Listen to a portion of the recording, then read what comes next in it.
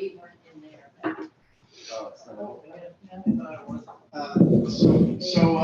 Welcome everybody. I suspect this mic is still a bit too loud. Maybe I'll turn it down, Scott. You can tell me. All right, Yeah. we'll find out. We'll find out. Welcome everyone. This is the Finger Lakes Art Series. So every month we have a featured poet or a featured writer. It's not always a poet. Sometimes twice a month, which will be the case in September. We'll have Marjorie Maddox here at the beginning of September 9th, I believe it is, with her daughter doing a Krasnik show. And then her daughter's a painter, she's a poet. And then we'll have a great poet from New York named Monique Farrell, who's coming in September 22nd.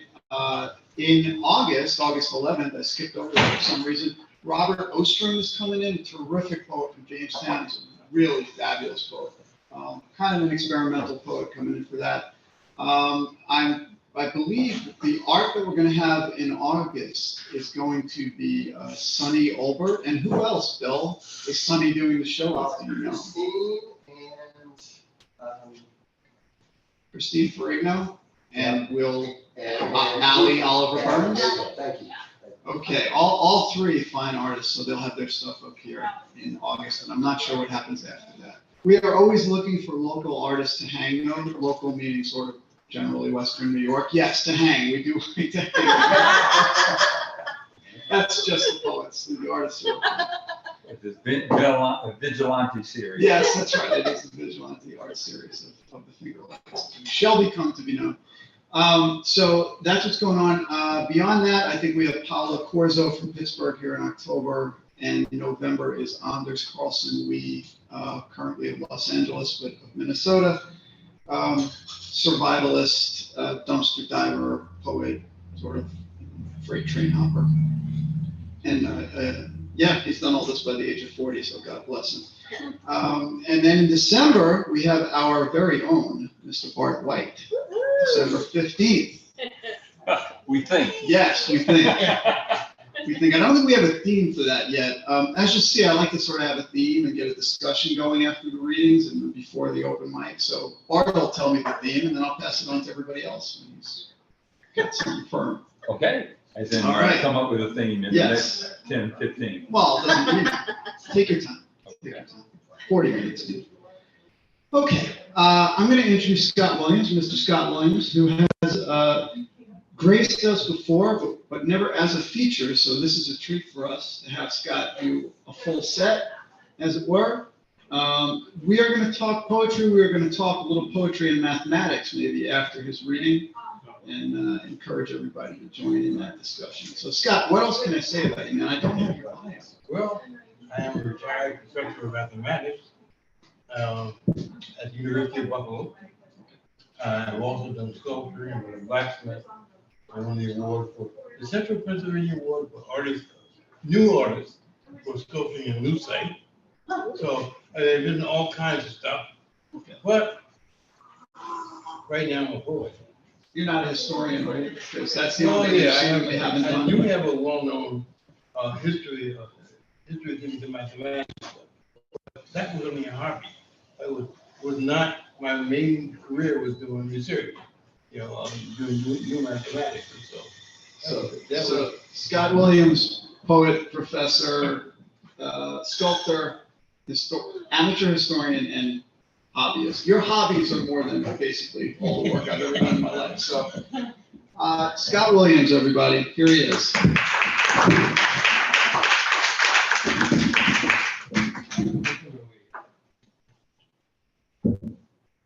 Don't forget your car. Oh, yes. That's the microphone over there. Let's see. I think I may have to move this down a little bit.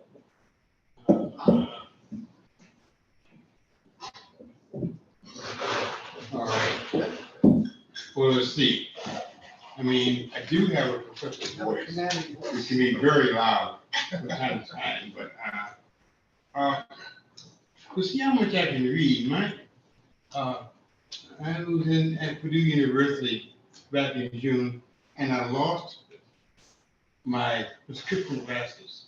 Oh, And so, no, I have cheaters. I've been wearing cheaters. yeah. And I'm supposed to see the optometrist this week coming up, finally. Finally got around to calling her. So we'll see how long my eyes will hold up. Hold up. I think I'll start out with my cell phone, then I'll go to the paper. So my plan is to read some of my poetry, and then because George asked me to do something connected with math or like something about mathematics, I'll shift into that. We're going to start with, in a few weeks, and I've got a reading at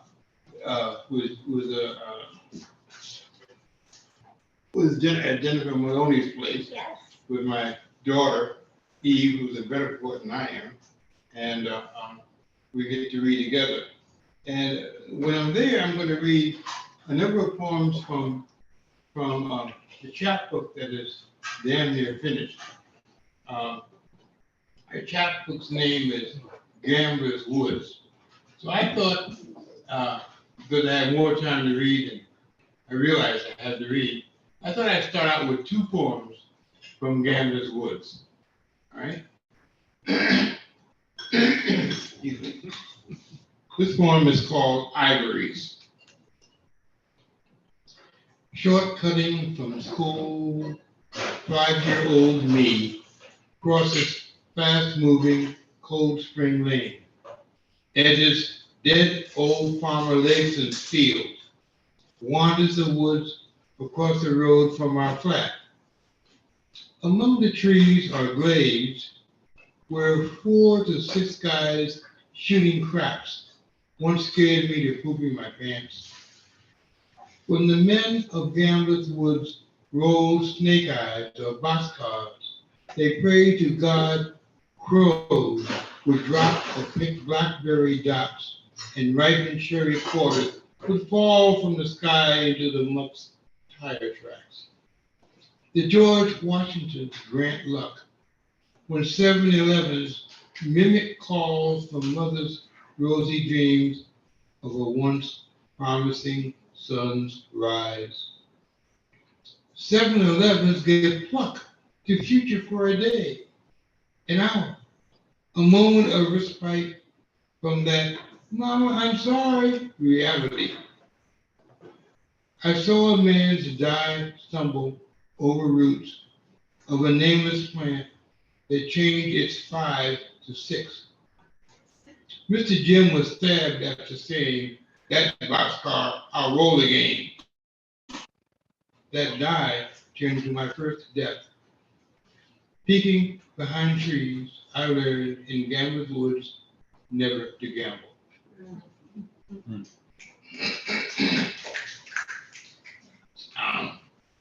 This one also from the chapbook is called Praying. When the gamblers were gone, wherever they went with their bones, craftless woods was still scary. Birds, squirrels, field mice, feral cats, wild dogs going about their business. The woods had secrets to burn. It was a private altar. Each visit, as I was later to learn, is like the first time with a woman naked before sex. To one ignorant of the monarch's name, whether or not poplar and oak are different from cherry and willow, a tree was a tree. Springs one couldn't take home, whether they were soft bubbling or surrounded by mud moats, one jumps. I was never one for bringing things home, alive or dead. Then, as now, things are most beautiful in situ. But one Friday I behaved as making love closed. Into my room I snuck a tiny elephant trunk on both ends, a little solid and closed. The thing deserved an honored place on the windowsill facing the woods, so it could each morning afraid to its home. I awoke Monday, not to mom's voice, but something on my face, a whisper, which upon examination was 3 of the thousands of creatures in my room escaped from inside an egg case of praying mattresses.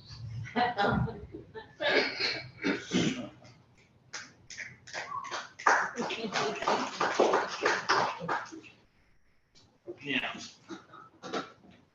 let's read from what I planned to read. I'll start with 3 old favorites. This is called At the Forge. As I said, I used to be a blacksmith. For 11 years, I was a blacksmith in nearby Middlesex, New York, on the east side of Canandaigua Lake. I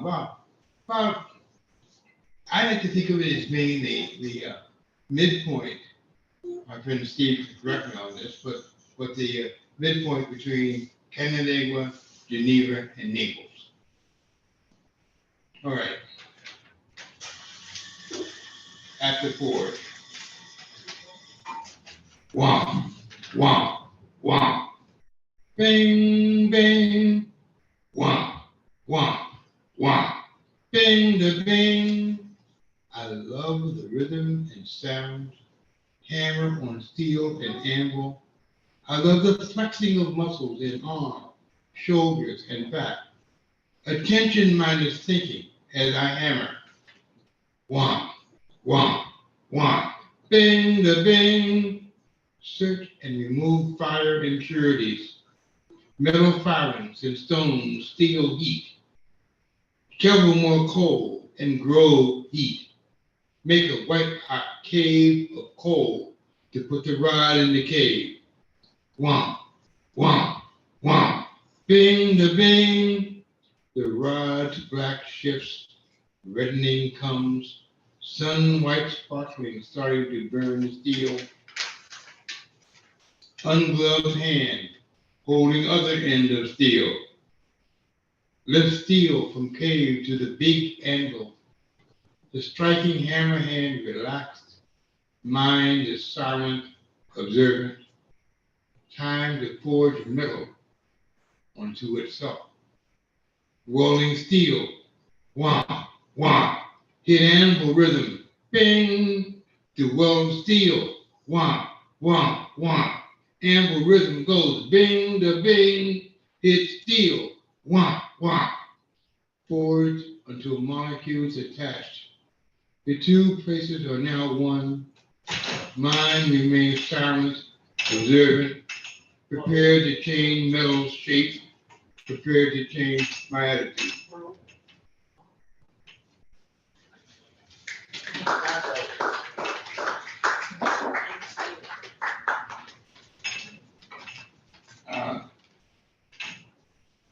The setting for those first 2 poems I read was in Baltimore, where I was raised. I lived from the age of 5 to 21.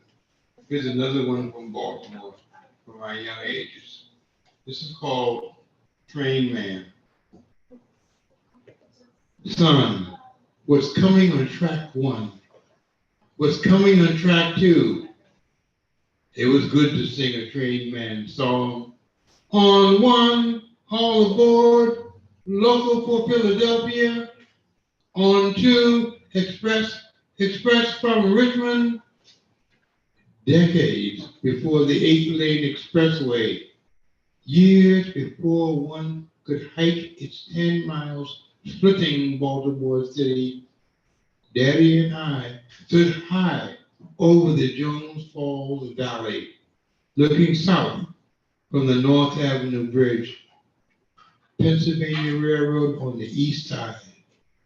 A smaller B&O Railroad on the west side. Jones Falls River among the trees in between. Both train stations are in sight. 6 lanes of cars, trucks, buses, and trolleys at our backs, rumbling under our feet. Fumes in the air, dust and grime on our skin, none display joy of watching trains with him. Son, what's coming on track 1? What's coming on track 2? It was good to sing a train man's song. All aboard on one express train to Chicago, arriving on 2, the limited from New York. It was good smelling Camel cigarette breath, standing close to Dad's soft, kind face, small mustache, sad eyes, wrinkled, strong brown hands. Stop in the station, ear brake side, feel organic. The electric powered engines whine underneath. The wind whisper of smooth, fast Pennsylvania express trains, their downward sound reveals whether they move towards or away. The chunka chunk is sweet with the endless hammering and shrieking trains of Allegheny coal all the way from West Virginia. Its B&O diesel growl deep and heavy. No steam engines, no chugga. The wafting dust and different odor of trains while standing on the North Avenue Bridge couldn't be trucked, traded, or transformed. Son, what's coming on track 1? What's coming on track 2? Dad, it's all aboard the Harrisburg Express to the African Methodist Episcopal Zion Colored People's Cemetery.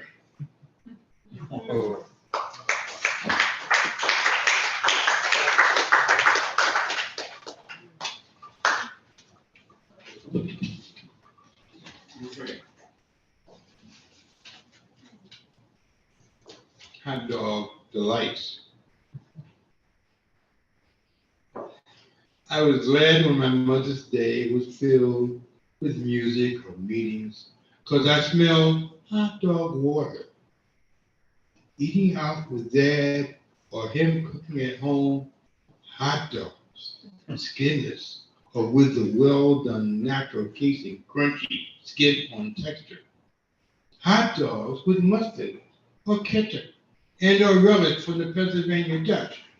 Hot dogs with plain white rolls or sourdough rolls or whole grain rolls. Hot dogs with sauerkraut, with or without mayonnaise or sauteed peppers and onions. Hot dogs with ground beef and a side of onion rings. In college, we expanded. It was reverence eating hot dogs cooked in beer, ale, or stout, or with chili powder. A late night meal of hot dogs smothered in bacon or bacon bits or topped with fava beans, pinto beans, tomato vinaigrette, mashed potato, cayenne corn, or jalapeno salsa. Yes, it was like Kama Dog Sutra, the Kama Sutra of hot dogs trying food positions. We enjoyed it every way without a whiz Swiss or mustard or camembert or cheese whiz. And our taste for hot dogs expanded to worse, knockwurst and knackwurst and bratwurst. That is gone, but in stores now, hot dogs are all beef or mixed pork and beef, or all veal or mixed pork and veal. Popular with my kids is pizza stuffed in hot dogs or hot dogs on pizza. In suburbia, you can discover the new fish dogs, hot dogs topped with calamari, clams, lobster, mussels, or salmon and a butter sauce. My third wife demands turkey dogs or veggie dogs. In the end, the overwhelming extras give witness to our slurping, grinding, popping, sucking, and suckling sausage, delightfully dribbling down our throats, disguising our hot dogs.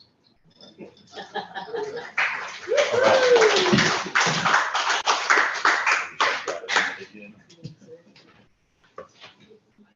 paper together and you can't figure out where stuff is. Oh, okay, you're over here. Another one from my youth. This is my experiment with what's called a jazz poem. For Adelaide, they named me Little Cannonball. When I was a junior, I drove little train in the woods. I blew my alto soot through a tenor's love supreme into a baritone. I blew till my lips thought the reed was baby Moses in the river. My next fat strap hickeys showed blue of my light brown skin. My thenar skimmed high F sharp up from sunken D flat. My curved tone staccatos sound waved at their mellow melodies. I blew till my blues march, grassy oak high step, crossed the football-chewed field to smack black weeping willow clarinets upside the head. My saxophone lungs grew shrooms for counting to subsume music. The year after a tiny Western satellite, or a tiny voice in my head said, blow no more, boy, algebraic tunes or cash cows. And about poetry, a drummer said decades later, your sound isn't a baritone, it's a smooth tenor. Your breath creaks between words, more melodic than spinning clean spirals of notes, which is how my mathematically infinite solos resembled burnished terracotta mugs to musical ears.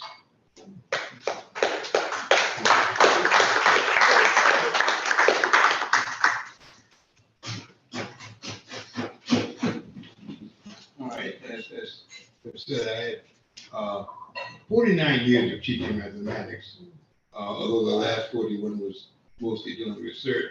I still had to teach for my money. Here's one. You see, at university, faculty would joke, that classes were a threat to grandparents because so many died around exam or large homework assignment time. What?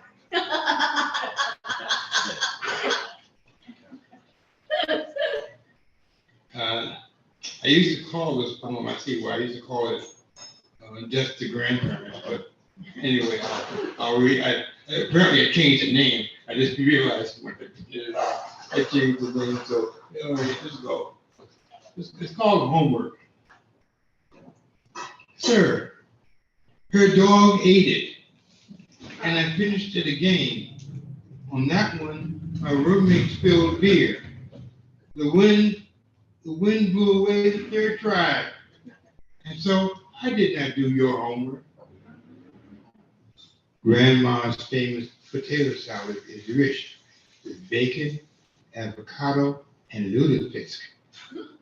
The warm mayonnaise made everyone ill, and so I did not do your homework. Oh, and the weed was a good high, sir, but it was laced with horse tranquilizer. I swept through 2 alarms for 16 hours, and so I did not do your homework. My boyfriend, the man I was to marry, oh, that jerk spent the night with my best friend. You better camp the night by that oldest door. And so I did not do your homework. No, I wasn't at the Ebony Fashion Fair. I was a driver for Miss Bermuda and Miss Ohio, who asked me inside. And so I did not do your homework. Last night, I made a beer run to 7-Eleven. 3 guys tried to mug me, a special forces vet. 2 I hurt real bad and I killed the 3rd. And so I did not do your homework. For how many years have you given this routine, emotionless, boring assignment? I saw no reason to waste a very fine day, and so I did not do your homework. And after Grandpa's funeral, my sleepy brother drove Mom's two fathers home. I drove Mom and Dad while brother crashed, and so I did not do your homework. Students, I ask the rest of you, why you didn't complete the assignment? Those are all true examples from my 41 years at the University of Buffalo. Here's to creative excuse making. Okay, now we're going to get to some math connected things.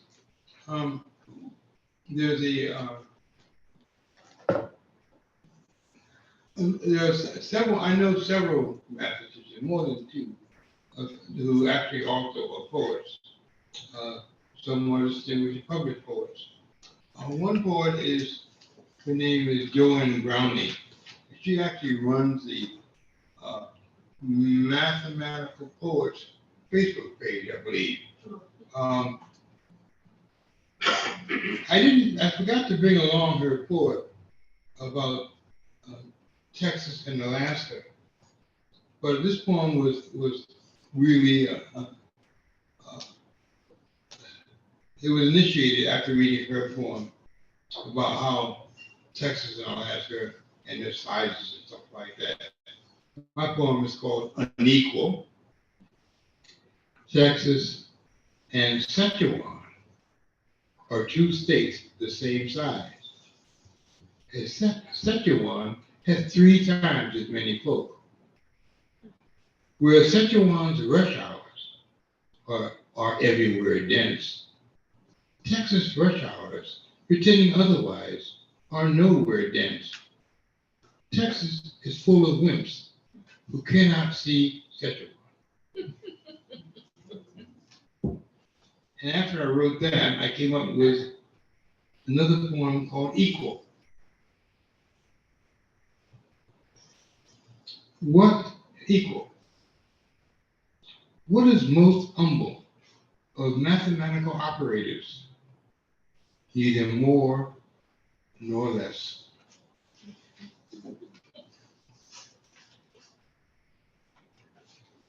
I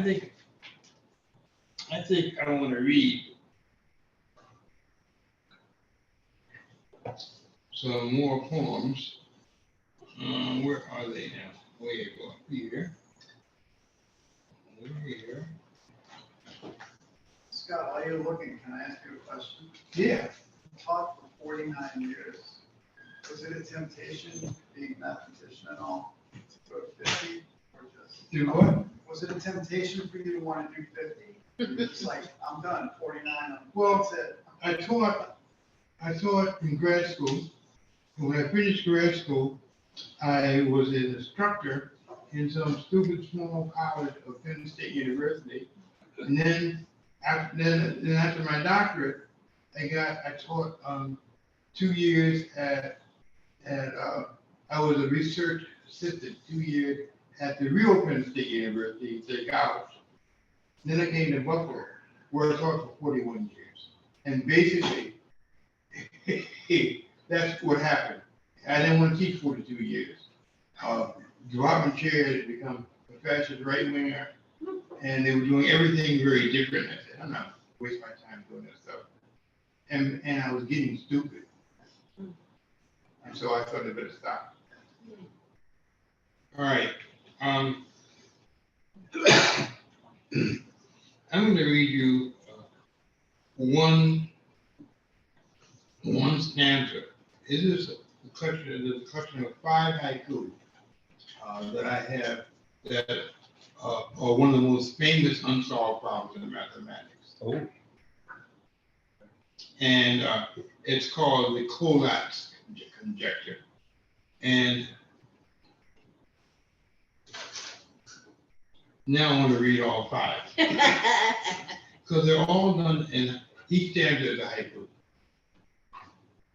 which has 5 syllables, then 7 syllables, and 5 syllables. With these, I don't try other things that I know are true about haiku, but that's enough. This is published in, where was it? Oh, yeah. Can't remember the name of the journal which published it. Anyway, it's called Unsolved Haiku. An algorithm 3 times an odd, then add 1, then half and even. Example: 3, 10, 5, 16, 8, 4, 2, 1. Now start with 7. 13 leads to 5, for which the problem is solved, so try another. For some integers, they arrive at 1, problem is unsolved. Oh, I'm sorry, for some integers, do they arrive at 1, problem is unsolved. Equivalently, does the algorithm yield a smaller number? Well, let me explain it like this. You start with the integer. If it is odd, you multiply it by 3 and add 1. So if you start out with 7, then 3 is at 7 is 21, add 1 is 22. And then you divide it by 2, and you get 11. 11 is odd again. So 3 times 1, 3 times 11, and 1 is 34. Divided 17. It goes on. Trust me, it eventually ends up at 1. And I actually programmed the computer to try to solve this problem I had to work the first 500 million numbers. Every time it went to 1. The problem is unsolved. We don't know. We simply don't know. But that's problem number 3. This is a poem by Joanne Brownlee. It's another poem by her. It's called Can a Mathematician See Red? Consider the sphere, a hollow, rounded layer whose points seen outside are the very same points insiders see. If red paint spills all over the outside, is the inside red? The mathematician said, no. The layer of paint forms the new sphere that is outside the outside, and not a bit inside. A mathematician sees the world as she defines it. A poet sees red inside.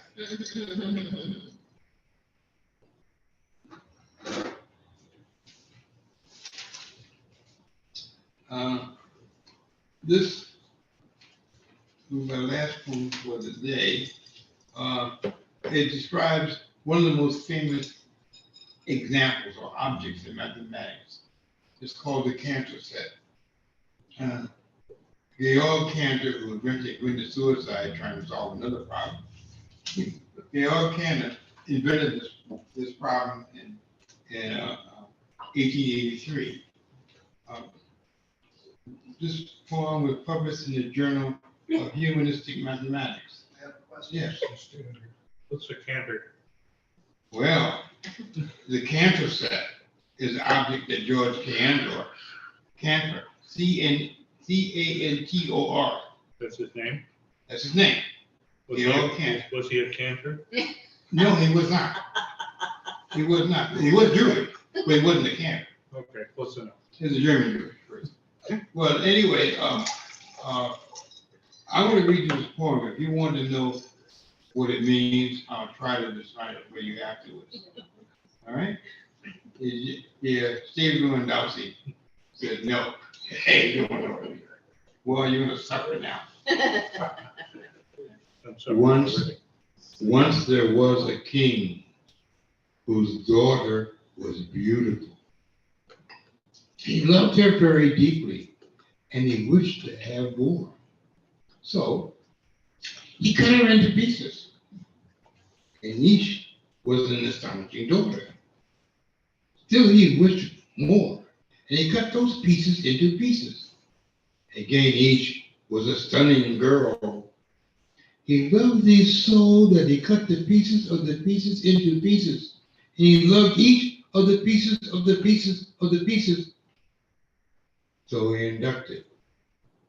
When he was all done with love, he threw all the scattered remains into the air, so very high that when they fell to earth, rainbow flowers bloomed and cantored at his uncountable feet.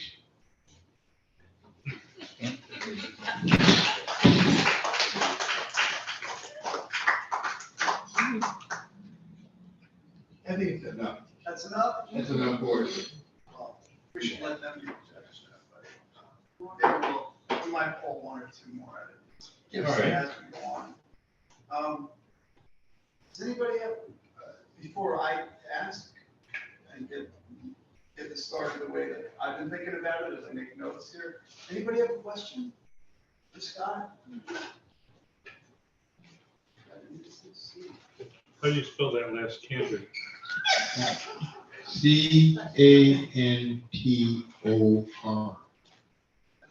As you can tell, these guys. So it's not a cancer. That's how his first name was Georg, Georg. You are.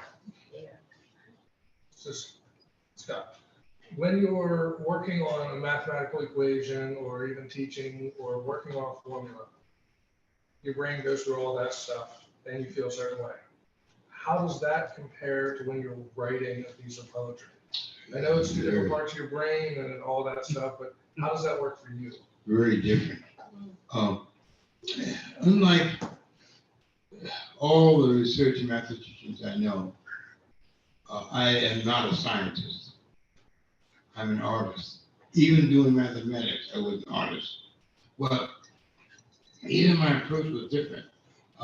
In mathematics, it's completely confined to my head, and I must pare down this and that, this and that. It sounds like I'm writing poetry, but it's not. I feel that in poetry, a lot more of my emotions come about, where my emotions ruin any mathematics I want to do. They interfere with logical consequences as I try to do that. I can't have any emotion. I've learned that very young that I can't do that.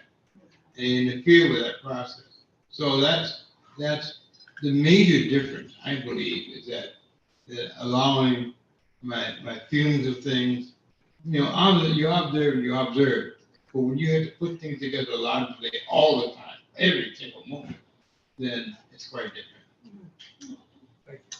That's a great question. I'm sorry I forgot your name. Yes. GS. T.S. Murphy. That's a great question, because I was gonna ask the opposite question, which was, how does math, you give an answer sort of, how does poetry, how does your art affect your approach to mathematics? I was gonna ask the exact inverse. How does mathematics affect your approach to poetry, and maybe like in a list poem like the one you read? Or in any way? How How does the mathematics compare to that? Yeah, I mean, you're not a formal poet, which is interesting. You don't write traditional forms, although obviously every poem has a form. So how do you think about things like form? How does math affect that? Well, I certainly have played with various forms, and the themes, for example, stuff like that. And they're written those things. I don't like anything I've written in that particular form. Yeah. And I think that I've written some very good haiku, which these weren't very good haiku. These were just 575 forms, and you can't even call them. They weren't haiku, but they are. So forms, all, for example, rhyming forms, which were my first poems. This is what I wrote in the 1960s. And then I encountered people like Leroy Jones and Mary Baraka and Don Lee, I forget his name right now. Yeah. And all of a sudden I realized that I don't want to write. But then I was doing mathematics. So I wrote very few little poetry between 1970 and 1990. Almost none. I'd be lucky if I got a poem out a year. But then in 1990, there's a point where I quit smoking cigarettes. And I couldn't do mathematics anymore. And that's when that hobby of doing the history of mathematics came out. But also, I would also do, I began writing poetry again. And I published a poem. My second poem was published in 1999, I think it was. 1997, somewhere around there. But it had no rhyming in it at all. That's really interesting. You don't find a lot of people who wrote poetry stopped for 20 years and then started again. That's pretty Mel. That was the one thing. How does getting older affect your approach to writing a poem? How has it done? Well, sadly, too much of my history comes in. And every so often, I'm really happy when something is simply from observations. And I have some of those, but not as many. Too much history comes in. That's how it's affected. It seems to dominate things. Right. So sounds like you think of it as maybe a disadvantage. No. Oh, okay. It dominates. It's not a disadvantage. I like writing whatever I write, but is a disadvantage? Well, I kind of wish it didn't dominate things. So being in the present moment versus observing the present moment versus having the history and truth. That's hard to do, though. Yeah. It's hard to keep any history out, even if it's not your personal history. It's Well, hard. it always comes in there somewhere. Yeah. For anybody. So another thing you said really intrigued me, and first this question, you were talking about the amount of emotion that's involved in writing poetry versus doing mathematics. I heard a novelist yesterday, T. Carasson Boyle, who's a great novelist, talking about the difference between writing fiction and writing poems or listening to music, and music being almost entirely emotional, and poetry being sort of close to that, and writing a novel being something completely different, where you've got to be in control all the time, highly manipulative, right? Where you can say poetry is too, but that there isn't quite, you don't experience the emotion quite on the level of, say, if you were writing a song, playing a song, writing a poem.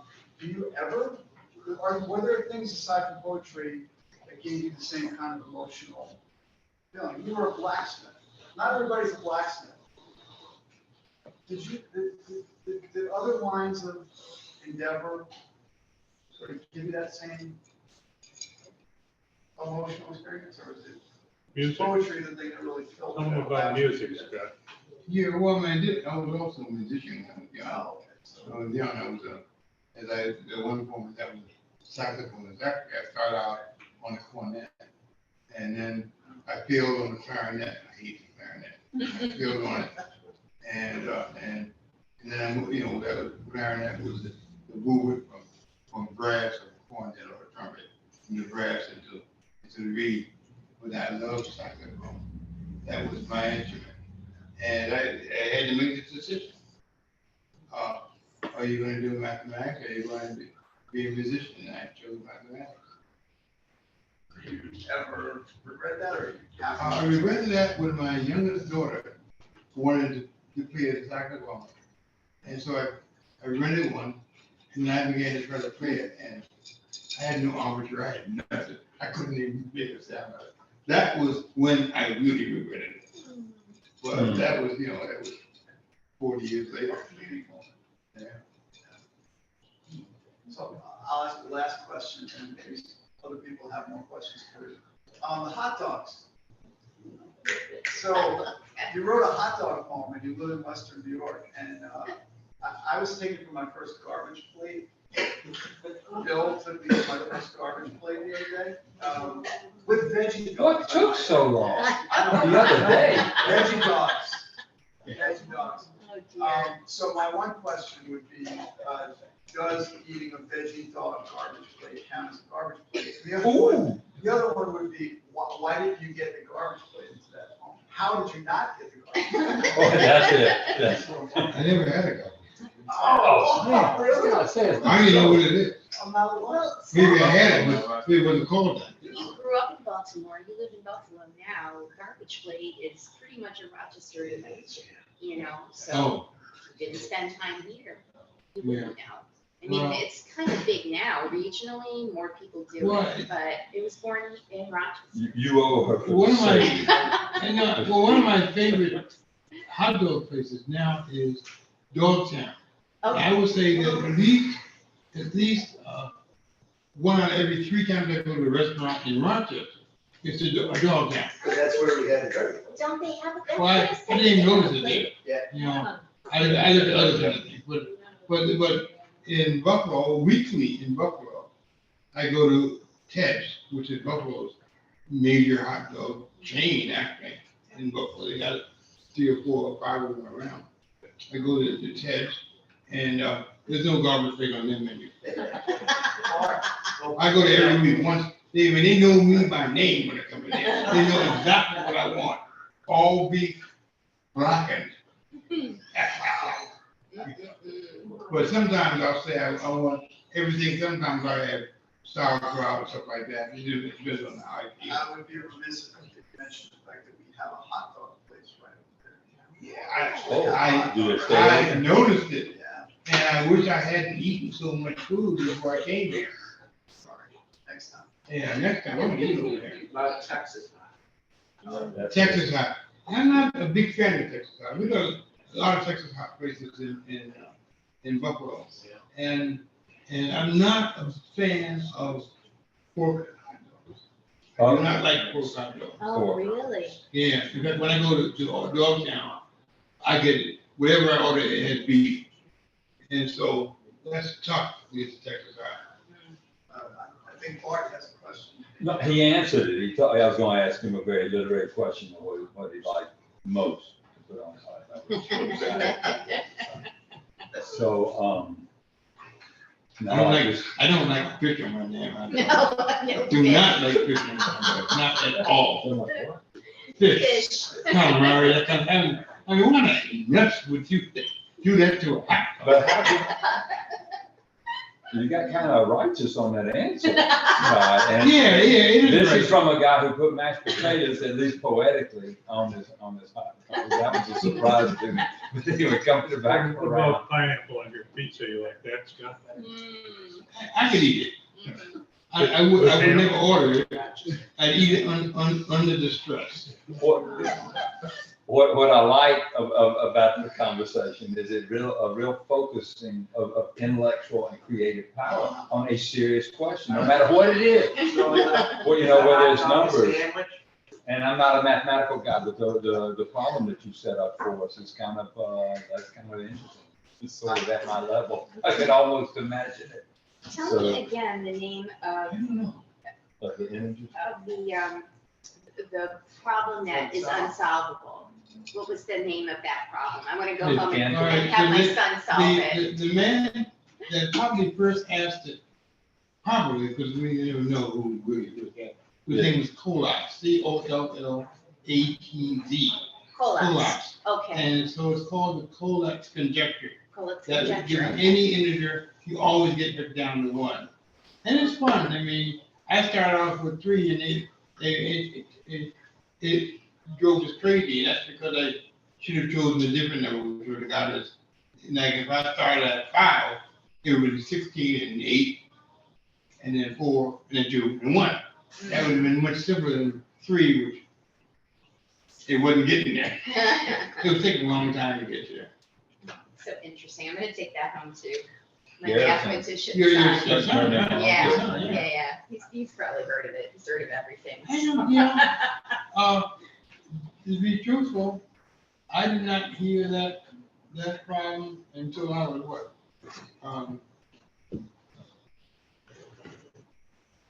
I think it was in the 1990s I heard of that. Okay.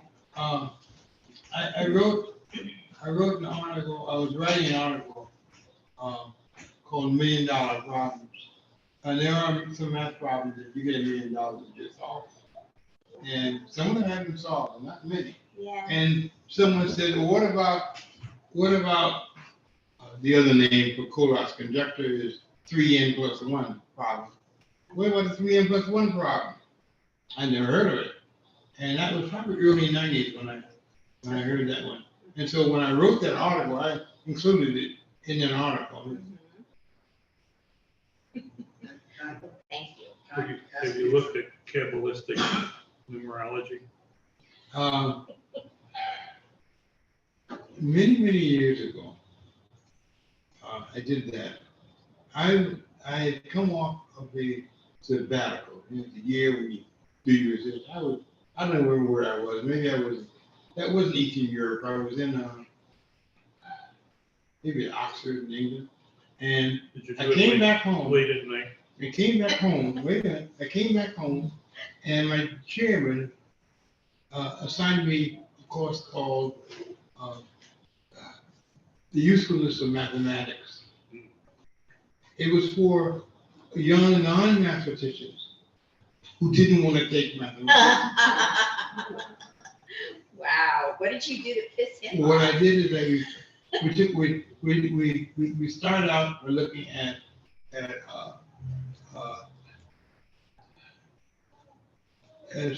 astrology, the mathematics of the ephemeris. Okay. I know we did a bunch of stuff. My poor first wife was the one that she was typing up the notes as I was writing these things down. And I was doing it for every single lecture. And I did this for a whole semester. And at some point we looked at I mean, not very hard. I would not have looked at hard. But looked at that as well. I forget what else we used in it. We had a book called the Theory of Celestial Influence, which is what I used for that book. Very interesting book. But anyway, So you started to get they close, never let me teach that course again. you got close to fortune telling, in other words, Well, yeah. pretty close. Well, with numerology, Yeah. I did that stuff, and so I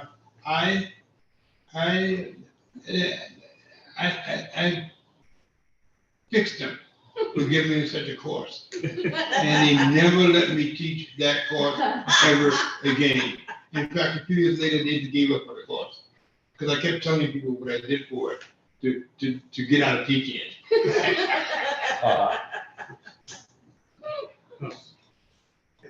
Can you tell us a little bit about your shirt?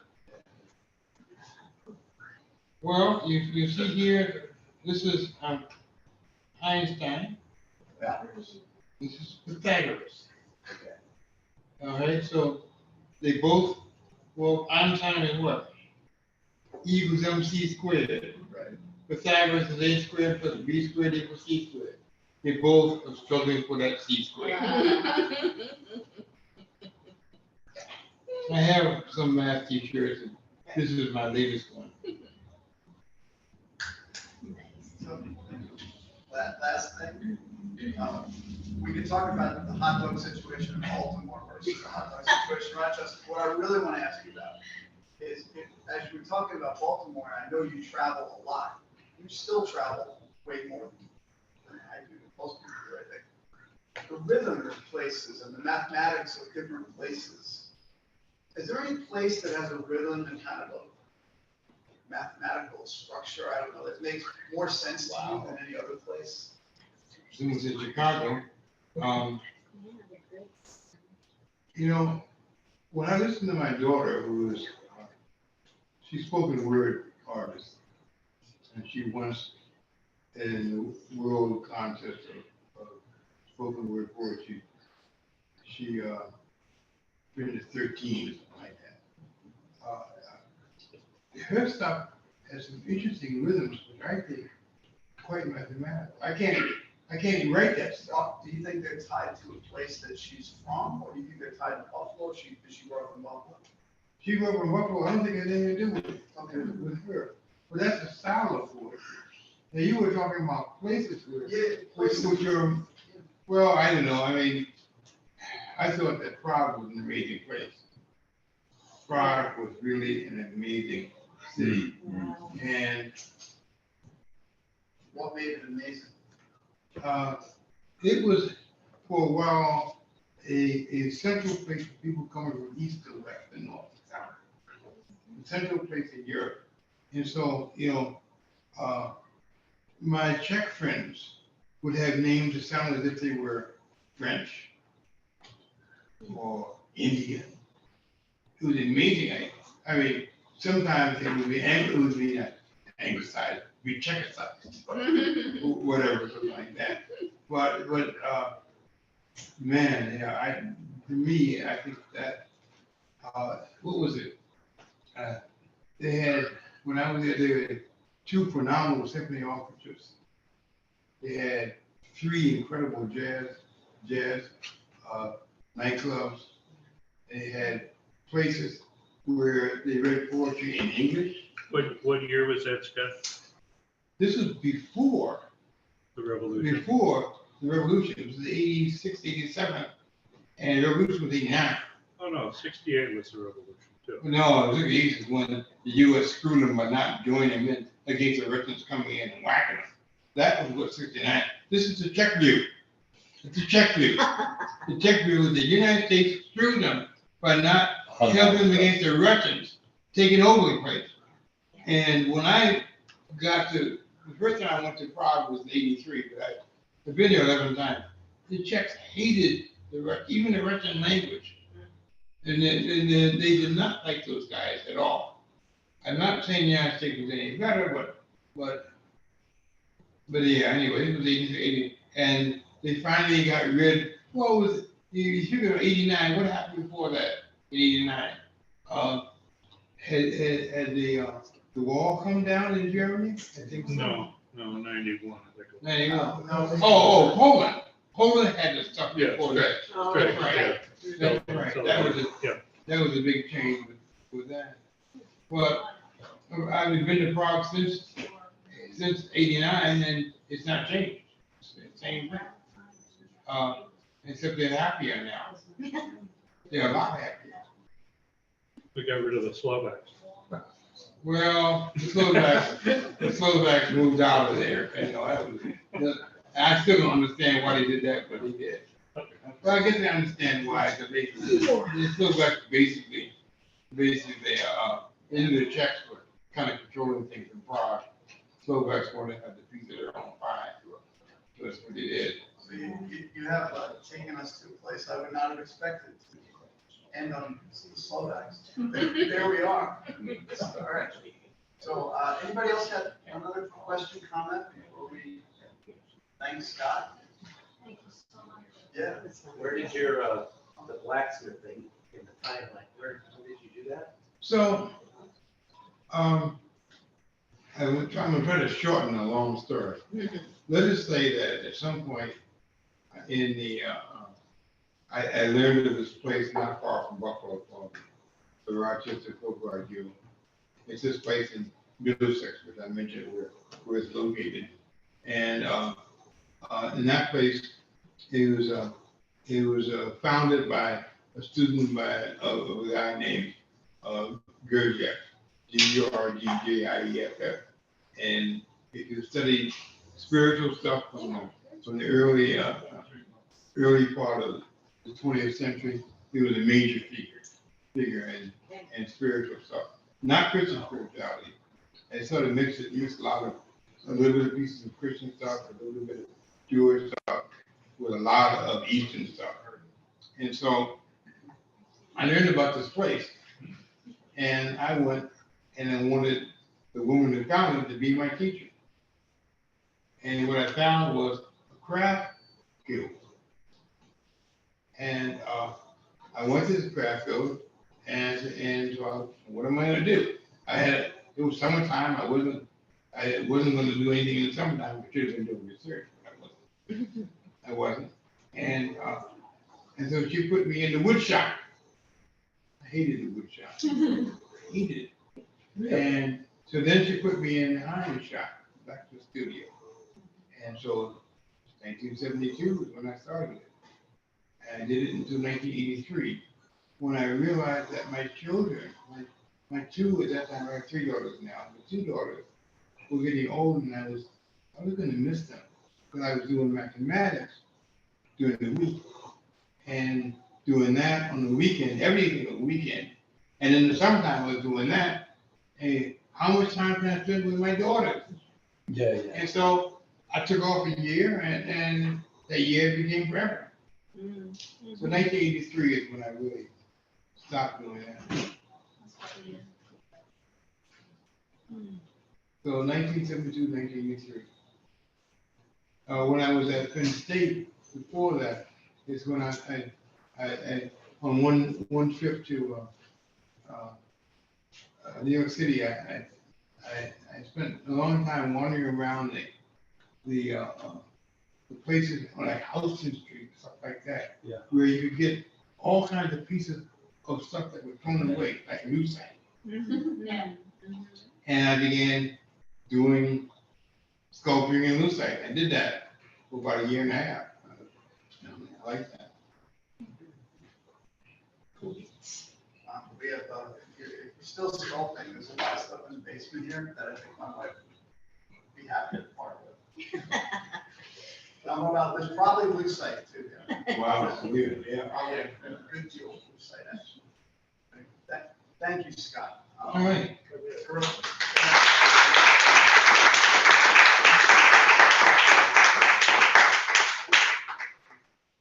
There's an open mic sheet. Yeah, I'll see you guys. I'll be here in August. And then, missed you guys last time. We'll see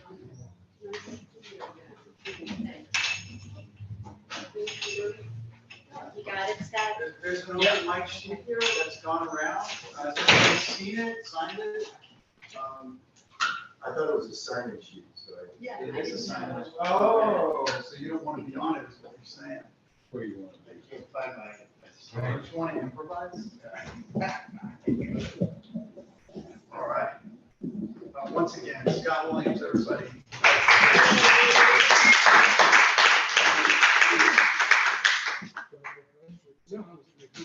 All right. If everyone is thoroughly caffeinated, we'll get right to the open mic. The first person on the list is Celia Lewis. Celia, come on up.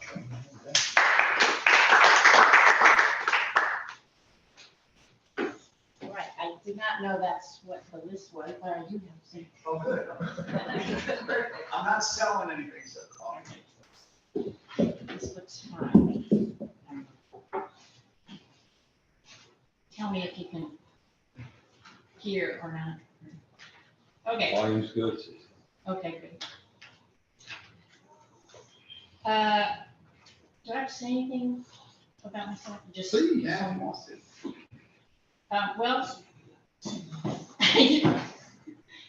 I've been here just a couple of times, and I met with a writing group that Darlene heads up, and so it's nice to be back again in a different venue.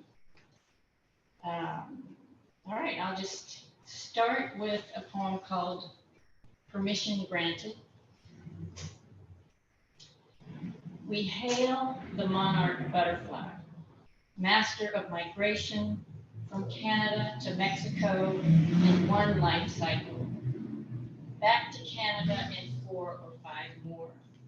All this on wings of tissue paper, eater of poison to save its own skin, drinker of nectar, beauty of royal hue. But what I like about the butterfly is its pace.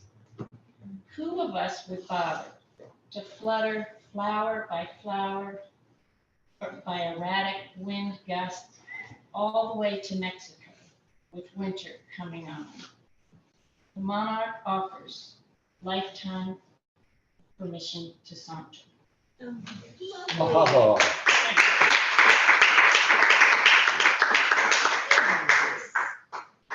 I can do this from here. Next up is Bart White.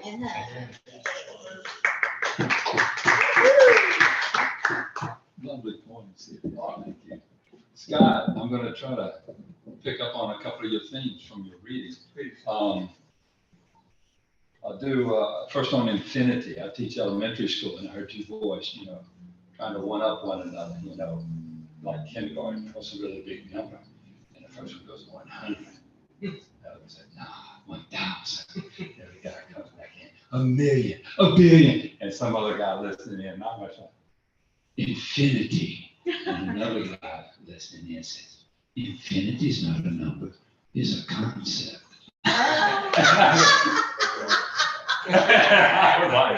Great. So, with that little intro, I'm going to read a poem with a little bit of infinity in it, written in Oxford, of all places. So my wife was on sabbatical there too, and I had to tag along. She's in the sciences, and it's a wonderful place for people who love words. The colleges, there are 42 of them in Oxford. I think that's more or less the right count. But the older ones, they all have these listings of the students who went over to the trenches of France for the First World War, and then later another listing for the Second World War. And I was very moved by that. So that's what this poem comes out of. And keep in mind the notion of infinity. For the list of names was long, yet the sun on the flowers and across the grass was light.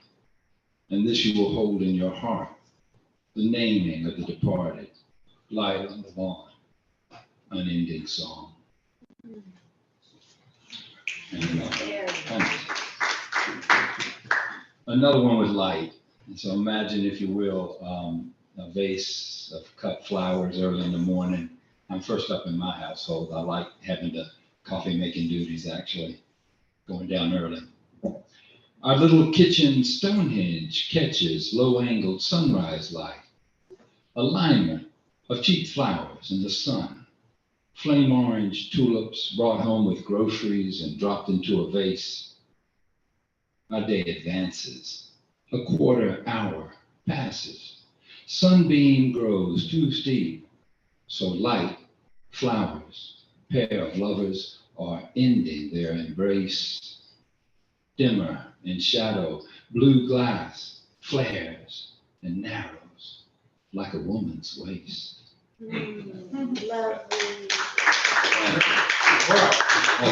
You ever a poem about Doppler? No, what are you talking about? Doppler? Doppler, it's illusion with physics. Okay, yeah. It's when you hear the train whistle change sound, Yes. depending on how close the sound is to you, how far away it is. Okay, the Doppler effect. Or like Okay. you see, right, yeah, the Doppler effect, yeah.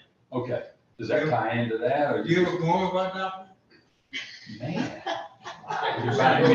No, but I feel like I gotta have one. Yeah, you gotta have one. You got a train point, and I got a train point. We're trading sometime. I got a poem with specifically about Doppler.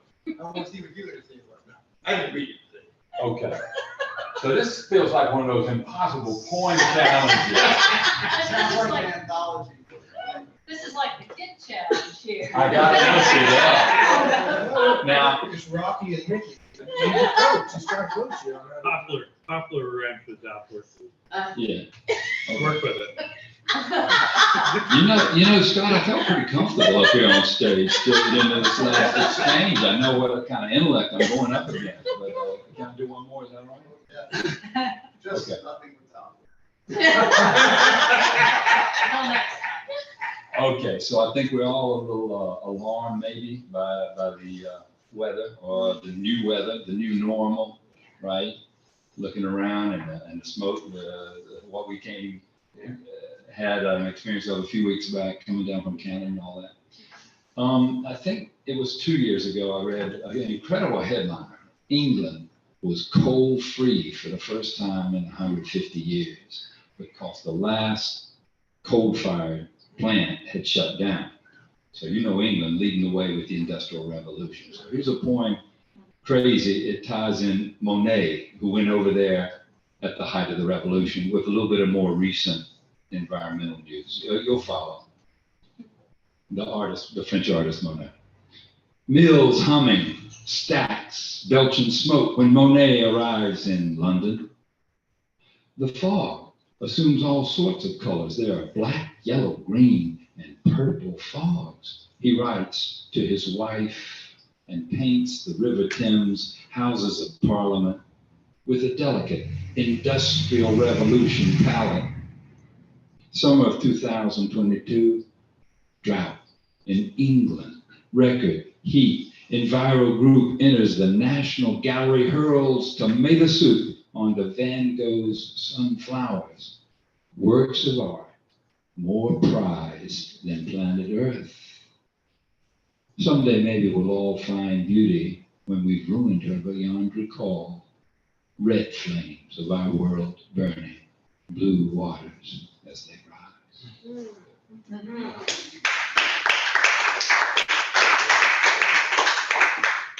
Theme for December. I'm still struggling, brother, but I would like to bring, so these things I put on small pieces of paper with little illustrations. I'd like to give y'all some of them, but I'd like to maybe put some artwork in December with your wife's blessings or whatever. That's a tentative yes, because everything is, in my life is pretty much a tentative yes, until my wife approves, so yes.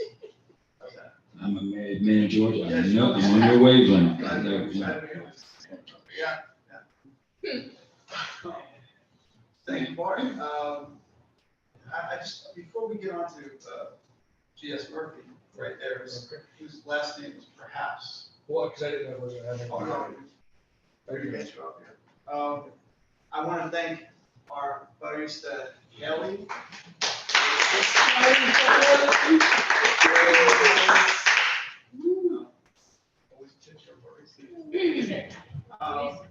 So G.S. Murphy, I do not know Mr. Murphy. Welcome, G.S. First timer here. Very easy to have you. I mean, I've only been through Gainesville once to pick up the most beautiful motorcycle I've ever had in my life, which I still have to this day. So Scott, the bike I ride, You got that here? got it from Maddie's. So I wrote a piece when I got here because I wasn't anticipating reading. I just wanted to see Scott perform because he's my friend and I'm kind of a fan.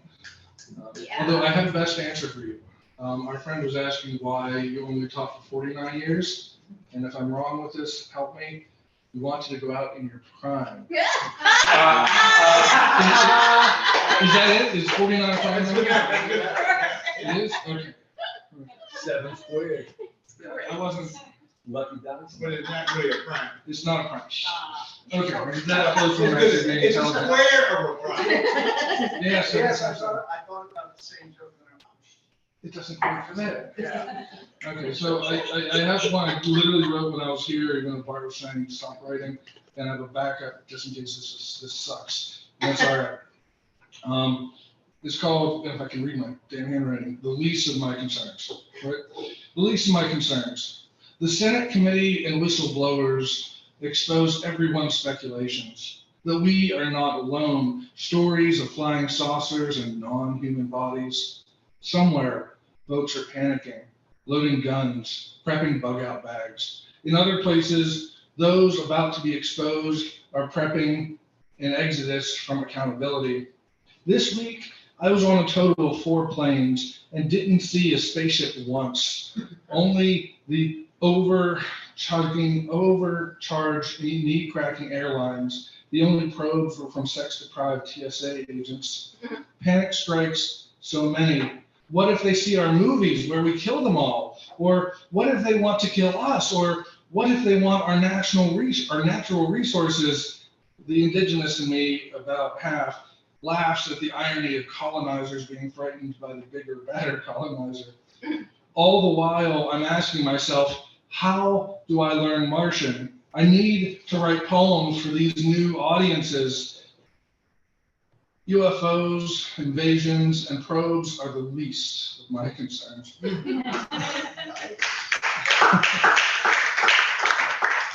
And if that sucked, then hopefully this doesn't. Plus, I'm tired of writing things that are really miserable and sad, because this one is kind of miserable and sad, but it's okay. This is called Life in the Dark, elegy for my sister Crying Eagle. She started off as a child that feared the dark, like all children do. Hiding from imaginary creatures that feed off the fear of children, she feared dark corners, dark expressions, dark intentions. She often fell victim, fell prey, fell hard on knees in the dark, blood hidden in the dark. She was consumed by monsters in the dark. She eventually became part of the dark. Part shadow, some light, threadbare light that only exists in quick shimmers, and the light that pokes through tight curtains, kidnapped by the dark. But it was not the bright kind of light, but light that only exists in the refractions of other people's joy. Eclipsed light, pre-dawn wanting light, but not quite luminescent light. At first, the dark was the catalyst, the enabler of the terrors. Darkness became a friend and ally after a while. Then slowly became a place of refuge, a sanctuary from those who cosmetically lived in the light but played dark games. Demons who tormented innocents in the dark. She endured the dark, in the dark, grew like magic mushrooms in the dark. Eventually, she took ownership, empowerment in the dark. She was often the shadow of a life that should have been alive in the light, would have been beautiful, illustrious, glorious, magnificent in the light, but she burned easily in the sun, never trusting it. Burned once too many times. She thrived in the dark. She started to follow her own dark games and dark passions. At 40, she fell completely to the dark, took residence and citizenship, lost all of her past to the recesses of the dark. So dark, so very dark that even the brightest memories couldn't find her in the dark. She became dark, hid so long that darkness was woven into her genetics. She was a veil of night with only the rare spot that caught the eye. The last I saw her, even her eyes had gone dark, all the light gone from her past, all the light gone from her future. She lives there now year-round, lives in the shadows of a life that was cast into darkness. She bid a painful farewell to her family in candlelight, heavy, weeping breaths causing the flame to dance like a whirling dervish. When the flames did go out, we smelled paraffin wax, longing for a sister lost to the dark. She never had a chance to escape. Lost a sister whose life existed only in sunsets and the pitch black of the runaway night.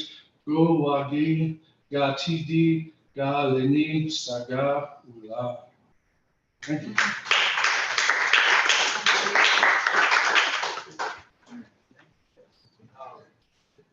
And next is someone who has been here before as a teacher.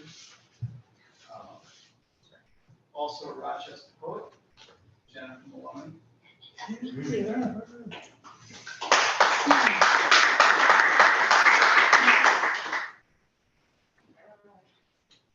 Okay. How would you do Oh, this? it's that big enough, right? No, thanks, I'm sorry, I'm not a, that's fine, yeah, thank you, yeah, thanks.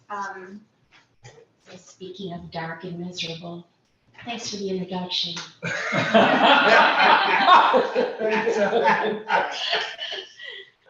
Okay, so these are two pieces from a chapbook that will be published next month. It's called Evidence of Fire. Thank you. New publication? This is called Evelyn McHale's Theory of Flight. It begins with the epigraph, "Tell my father I have too many of my mother's tendencies." That's from Evelyn McHale's, AKA The Most Beautiful Suicide Note. Evelyn stands at the edge of the 86th floor, fixing her makeup. She casts a practiced eye at her untrainable lips, her unsettled mouth, tries to tame them once again with a slick of cherry red. She knows, of course, that it's in the nature of things and some people to loosen, to unravel or break or attempt freedom from life as a useful tool. She knows too that it is her job to fix these tendencies. She fails at it endlessly, just like her mother. No amount of paint, powder, or flattening her cowlick with foam tape from the hairdresser will straighten her out. She is untidy, loose. Evelyn's pocketbook loops, not unprettily, over a slender wrist, careless of its contents, a pocket comb, a pair of gloves, 2 crow's feathers, 1 folded note, unclasped, trembling slightly, threatening to spill.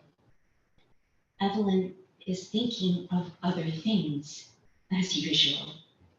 The blue of the Excelsior flag that streams against the brighter blue of the New York sky, the ring of its tether against its pole like a warning bell, an emergency signal. Help, help, let me go, let me fly. Her mind wandering the way her mother used to wander from the house, in a bathrobe she'd worn for days, untied, loose. Her hair streaming behind her, full of leaf litter, feathers, burdock, dirt, slipping each lock, sliding beneath the gate, wouldn't be held, left nothing but untied ribbons and broken leashes. There are more than 2 choices. There have to be, Evelyn thinks, as she notices her open-mouthed handbag, rummages in it, then replaces her compact, her lipstick, and clasps it closed, sets it down neatly next to her folded coat. There is more than just tidiness or disarray, just staying or leaving, just death or a cage, which is death anyway. She hopes her theory is right, steps into the air, holding tight to the feathers she found knotted in her mother's hair.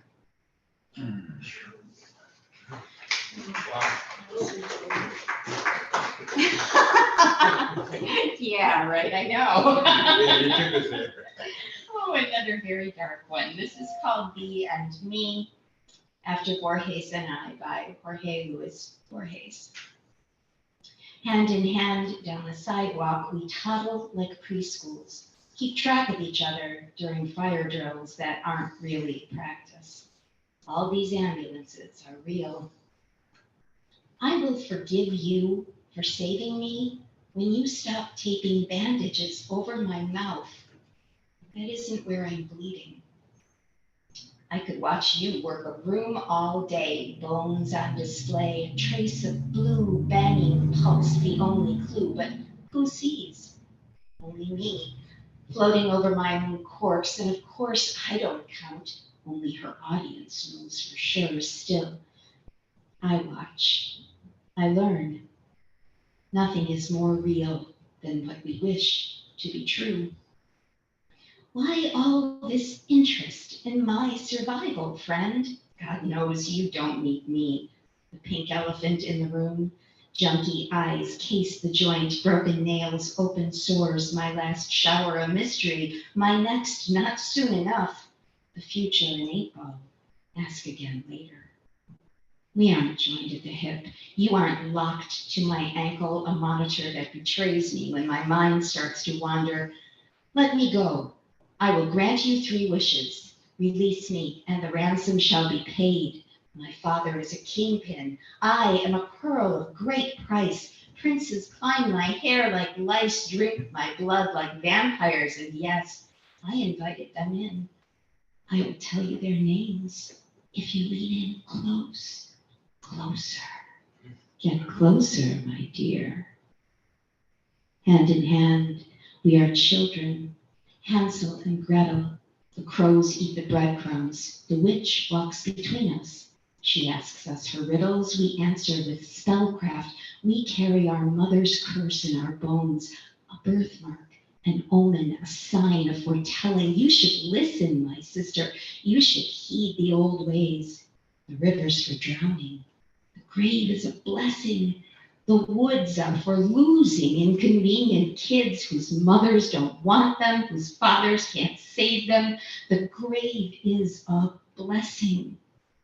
One hungry mouth fed. Thank you.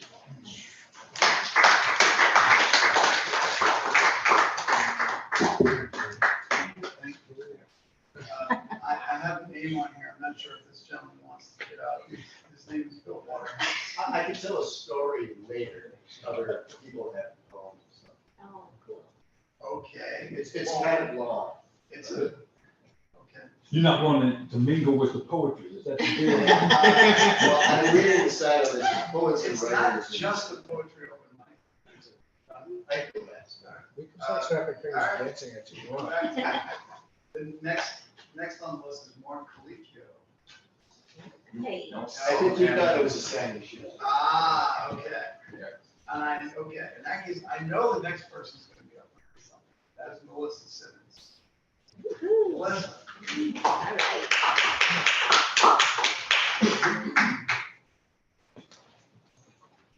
Hello. This is only my third time. Staring in front of people, so still very appreciative. And I had my first garbage plate 2 weekends ago at the dog. Nick place. Top, oh, the dog town. The dog town. And My first one yes. was in Newtown. And, I loved it. oh, okay. I couldn't finish it, but I loved it. It was good. I Hot did sauce or ketchup? hot sauce. Yes, and Prague is on my list. And I live in Naples and never been up to the Gill, where you. So Oh, yeah? Never. So I need 5-minute to go. drive. I know. So you can go. Okay, You can come there Sunday, Sunday? Sunday at 2:00, Okay, and there's a poetry festival. okay. There are 5 people reading poetry. Unfortunately, I'm one.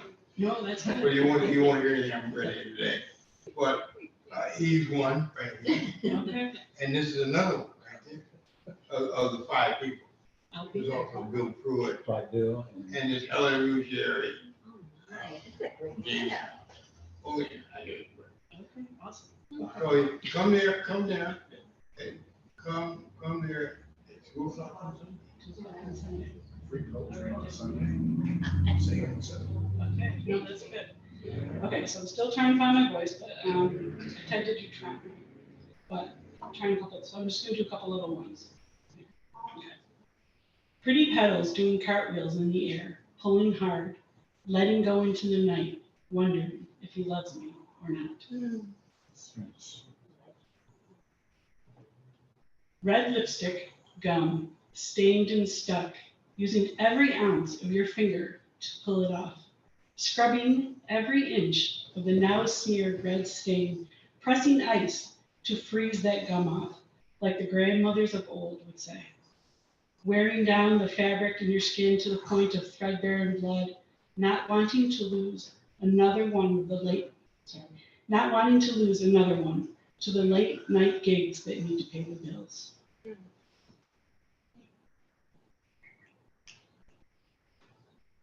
The scent of the flower perfume fills the attic. Grandmother's glass bottle tipped over by tiny fingers, intrigued by the flower-tipped glass topper, while mother goes through boxes of old, not seeing the glass that it is now, but deeply breathing in the fragrance, memories filling her soul, closing her eyes, seeing fully the bottle held by the gentle hands of whom she loved, smelling of beautiful lilacs.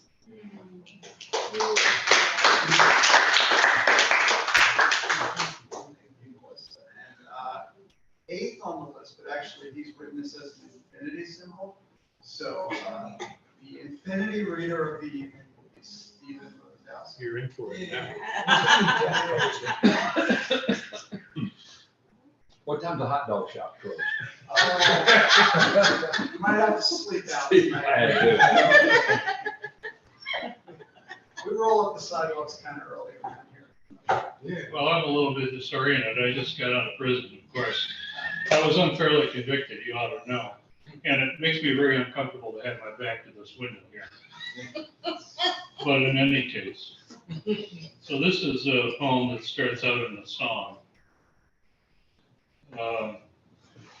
The song is called Floating Bridge by Sleepy John Estes, 1937. And it was performed by Greg Allman on Low Country Blues in the 90s.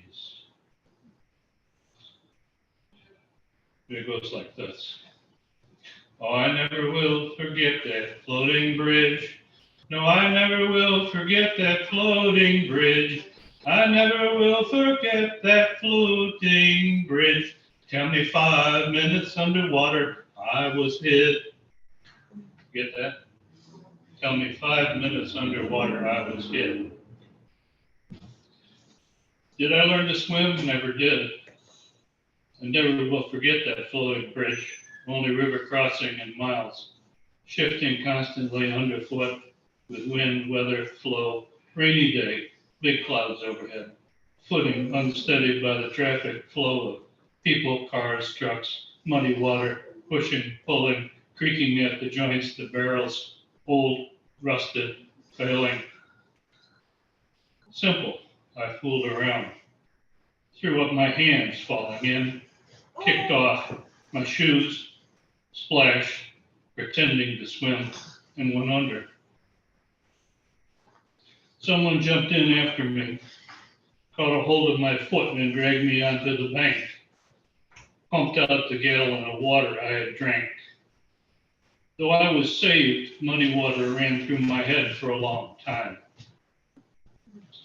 Cumbersome raft floats away from shore, moving with flowing water, slow as in a dream.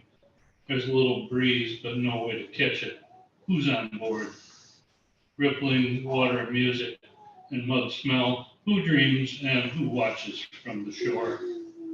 Fire on the water, flame and a little smoke.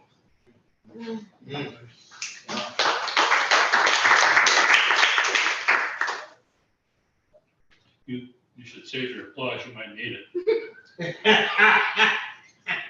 I don't. You got a real way with the audience there. What would you like? What would you like? What would you like, Bart, after your comment as I walked up here? What would you like? I deserve it. Onwards, I can't wait. Thank you, you do.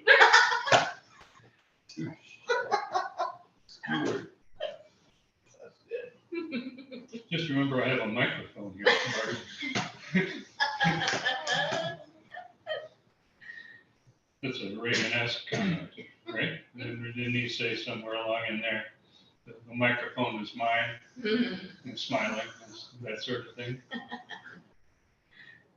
Grow where you are planted, for Wendell Berry.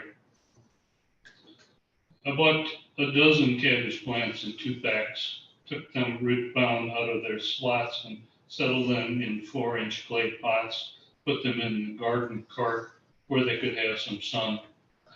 A big buck rabbit escaped from domestication, found them and ate all he could reach. But those plants didn't give up. They resprouted and started to grow toward cabbagehood. I was born here, grew up here, was educated here, went away 100 miles east to college to learn English literature, then escaped, actually following a woman all the way to the Puget Sound, Straits of Juan de Fuca, misty, scattered, tree-clad islands. Drove to the Olympic Peninsula to squint through giant trees into a sunset Pacific Ocean, lived there, then turned back home, the woman left behind with regret. Those refugee cabbages are about ready to plant out in the ground, now opened by removal of the pea wire and vines, peas, some eaten raw, some cooked, all good, but mostly safely frozen. But they left open a fertilized place in the garden, available for new residents. 10 cabbage plants, some new and fresh, some bushy resprouts the bunny reached. And so it has been with me, returning to my family as I knew them, but all of us older, and they died, left with the hills and lakes, stories I've gleaned into here all my life, like a plant seeking sun. Thank you.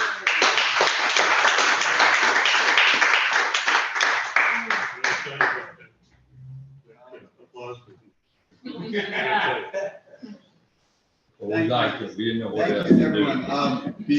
Before I read this one poem, I just want to remind everyone that the next open mic here is on August 11th, if anyone's interested in coming down and joining in. Rob Ostrom will be the feature that day. Rob is a terrific poet from Jamestown originally, lives in New York now.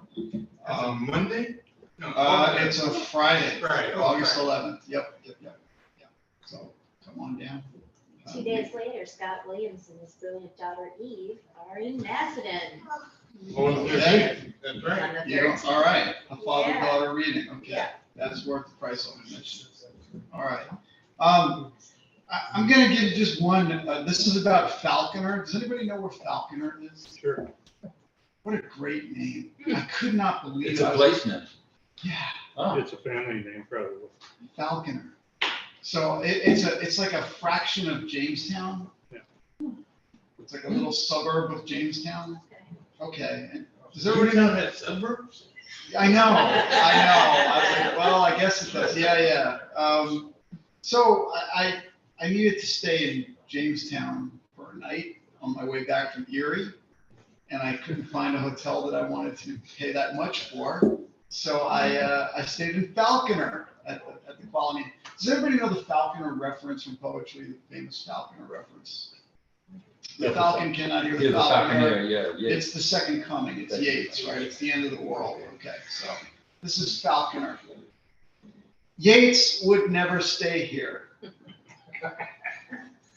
Chautauqua would put him up in the artist quarters I prefer, but they don't know I exist, so I write from Falconer.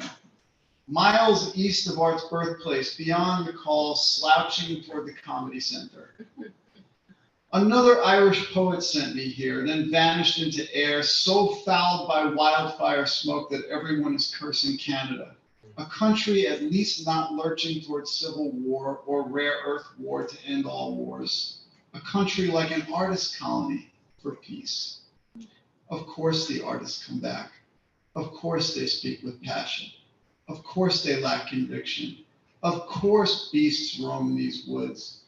Chautauqua on its namesake lake, a Key West village with events such as Vets Finding Vets and Mystic Heart Meditation. 50 miles to Erie, further to Buffalo, but I will not shuffle or slew off this mortal coil empty-handed. I'm hoping to study metaphor there, but the planet is an eggshell. I'm hoping to study eggshells there, but the planet is a metaphor. The workshop leader is a fox, figuratively, and I'm afraid to be distracted as someone new to social media. We still have to write, but only put our phones away when we pay someone else to force our attention.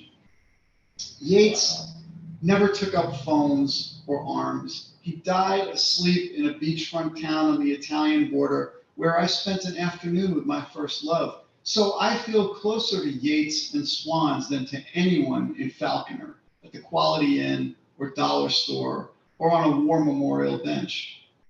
If he were stuck here with memory, I would offer him a ride through Jamestown's hollow center, past the summer cottage colonies. I would drop him at Chautauqua at the visitor center, where they would hold my ticket for his Wednesday talk about the world's great perils as he figured them, ghosts trapped in Victorian columns and facades. Of course he'd mean the climate, the fear, the greed, superpowers, terrorists, and media consultants. Of course I would envy him the gig and the chance to say I spent my days observing the sailboats gyre in the distance. It's quiet as a frightened mouse in Falconer, whose poverty did not exist in my idol of a life well lived. If Falconer is barely scraping by, Yeats and I have little chance to survive this world of art made life by science. Chautauqua isn't quite enlightenment, but I'd like to believe its wisdom could extinguish fire and despair. I'm on my knees praying, imagined house phone in hand, asking the bard to call off the predatory birds our aspirations have become.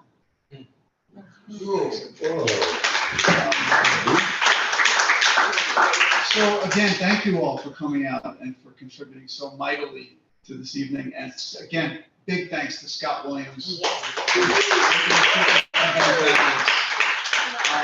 hopefully see you all again soon, and again, thank you to Haley. for looking for us. All right, good night, everyone. See you maybe on August 11th. Thank you. George, I thought your pal was going to tell us his story. What happened? Oh, no. Bill Waterhouse, what's the story, man? You can do it from there if you want to, or you can go up there. Come on. Who else from Bill? Bill Waterhouse. My good friend Bill Waterhouse. And he native. Yes, a Dan's billion. A Dan's billion.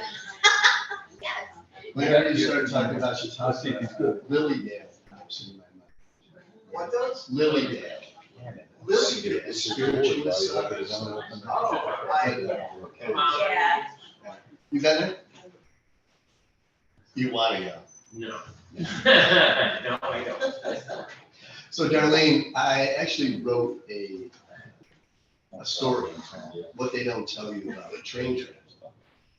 But it was on my old laptop, and I printed it out, but then the laptop died, and I had backed it up. So now I'm trying to find the actual story to read it, but I actually memorized it because it's That's what. ingrained in my brain. So I'm just gonna tell it, you know, it's just some stuff. So the year is 1990. There's no cell phones. The laptop of the day was a Corona computer that probably weighed close to 35 pounds that you carried around. So not many people had them. And before I got married, we decided, when I say we, me and two of my other friends, decided that we're going to go to New Orleans and celebrate a little Mardi Gras. Yeah, it was kind of like a bachelor party before the bachelor party. So we didn't have a whole lot of money back then, so the best way to get there was by train. So we took a train from Rochester to Chicago, and then we jumped on the train they called the Spirit of New Orleans. City of New Orleans. Yes. All the way from Chicago down to New Orleans. So when we left, it was nobody on the train, of course, from Rochester, because it left at 3 o'clock in the morning. And then from Chicago down, it was a little more packed because people were starting to get ready for Mardi Gras. We arrived in New Orleans, there was nobody in the streets. It was crazy. You walk into any bar, walk up to the bar, get a drink, and that was in the crowd. By the time we left, you couldn't walk down Bourbon Street. It was just swimming, and we were actually glad to get out. We left the Sunday before Mardi Gras on Tuesday, so I can't imagine what it was like actually having that day. But the train left the city of New Orleans, and about, I think it was about 6 o'clock at night. And what we learned on the way down was you could get up from your seat and go to the bar car, because we were all legal to purchase adult beverages. And then right next to it is the dining car. And so you could sit down, relax. There was always somebody in there with a guitar. There was always somebody singing. It was kind of like a really fun place to be. So we got on the train, and it was mobbed. So everybody was trying to get out of New Orleans at the time, before it was happening. So we go to the bar car, we go, and then we go to the dining room. And there was two people there from, I think it was Slidell, right? Is that the town? Yeah, Slidell. And so we started talking to them and comparing our New Orleans stories. And somebody mentioned that, you want to play euchre. And they're like, we've never played euchre before. So, okay, so we'll teach you how to play euchre. So there's 3 of us. So only 2 people can play against 2 other people. So we said 2 of us sat down, and we're teaching them how to play euchre. And my other friend's behind us, he's just kind of hanging out. And to our advantage or disadvantage, there happened to be about 7 girls there from Northwestern University who took a shining to us, and we were just having a good time. We were all just kind of hanging out. We teach the people how to play euchre. We stay up longer than my one friend wanted to stay up. He goes back to the car to go to sleep. We decide, okay, we're done playing euchre. We go back to our seats, And there are people actually have moved into our seats where we were sitting because it was so packed. They were laying across where we would sleep. So now we got to try to find a place to lay our heads. Well, one thing they don't tell you about train travel is they give you these little tickets that go above your seat. You're supposed to carry those everywhere that you're supposed to go. Well, we're 24-year-old guys, and we're not going to walk around with these little tickets on the time. So we start walking from car to car to car, looking for some place to lay our heads. Can't find it. Car. All of a sudden, we hit this one car, and there's maybe a quarter of it's full. So there's seats everywhere. In fact, there were so many seats that we could sit on one side, I could sit on the other, and we could lay down across the seats. So we go to sleep. Daylight comes, pick my head up, I look out the window, you can't tell where you are, just train tracks, right? So I lay my head back down. The conductor walks through. He hits us both on the head. He goes, "Where are you boys going?" I said, "Well, we're going to Chicago. Wake us up when we get there." He goes, "This train's not going to Chicago. This train's going to St. Louis." Like, what? Train going to Chicago. Because they split the train in the middle of the night. You boys are going to Chicago, going to St. Louis. So we didn't believe them. We walked to the front of the train, and all there is an engine.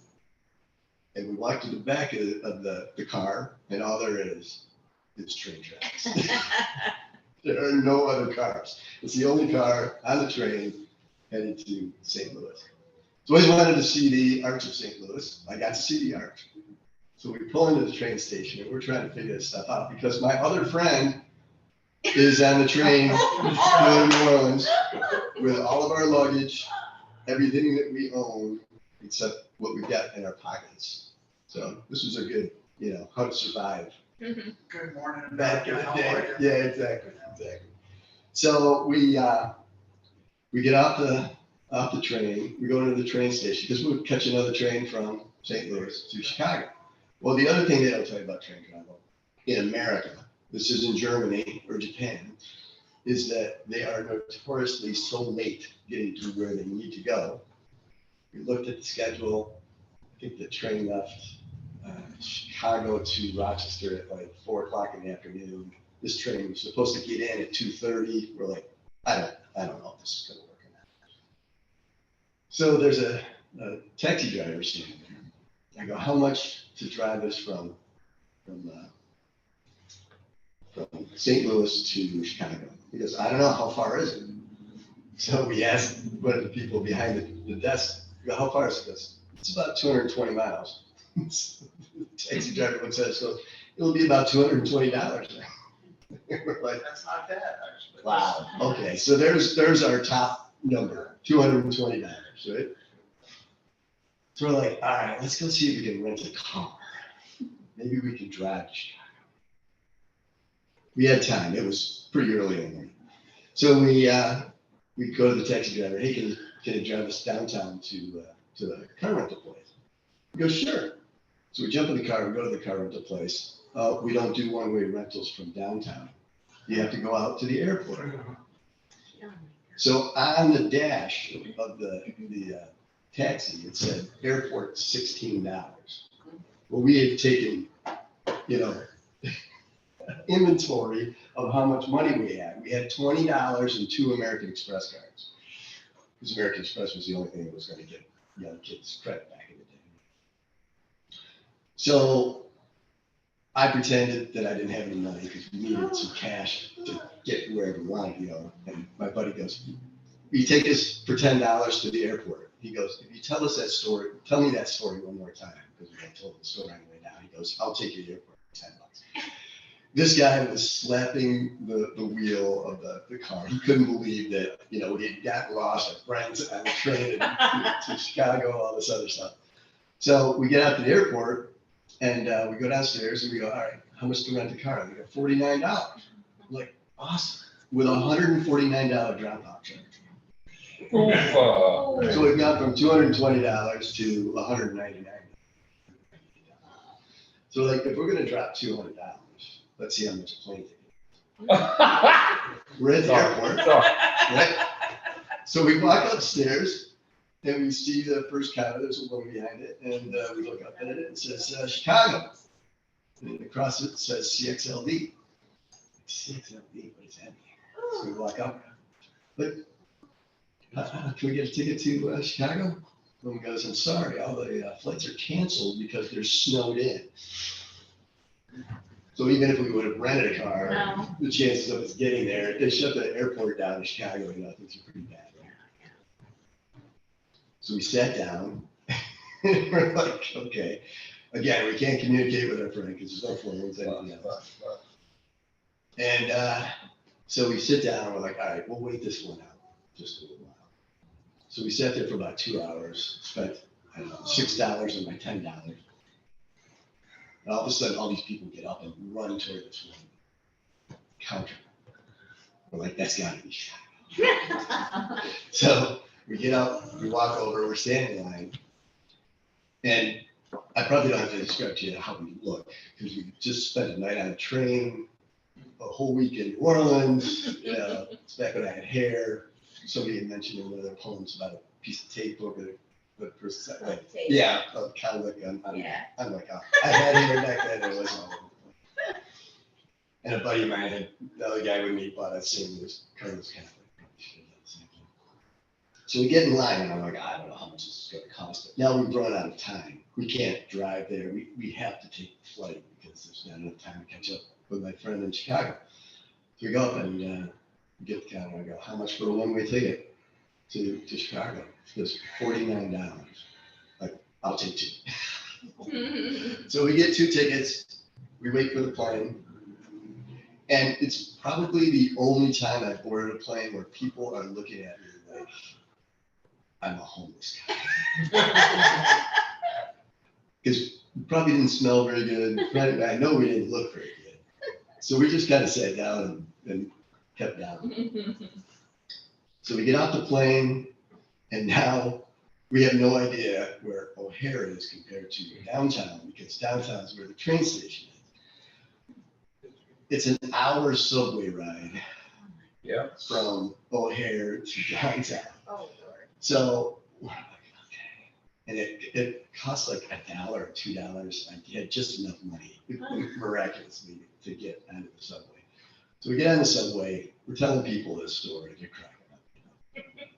So we get to our destination, we get off, the train station's right there. We go over, we can't find my friend. He's nowhere to be found. So like, well, maybe he's at place that we ate on the way down, it's a sports bar. We go over there, he's not there. We're hungry. So we have some food. We're like, all right, we're gonna have to go try to find him. So we walked around one more time. The last thing we wanted to do was to have him paged, because we just wanted to kind of sneak up on him a little bit, because he has no idea where we are. You know. We can't find him, so we have him paged. He walks up, he's got our, we were like gigantic duffel bags. He comes walking up to us, and he slams me down on the ground. And I'm gonna keep this PG. And he goes, where the heck you been? And my buddy goes, we went to St. Louis. He points at his St. Louis Cardinals cap.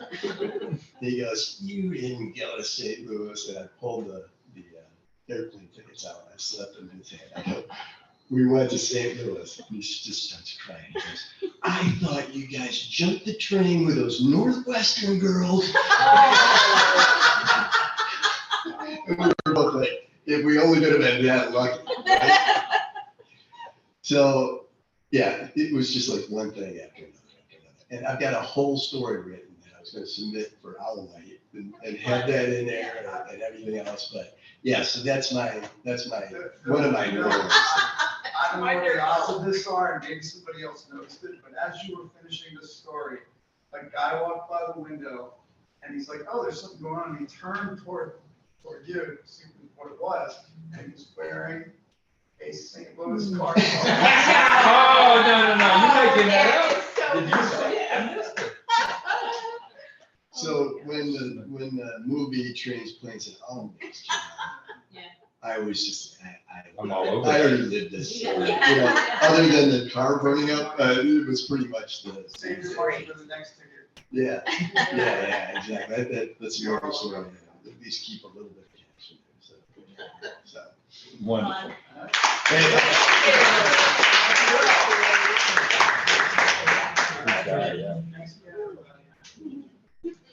Scott, one more time.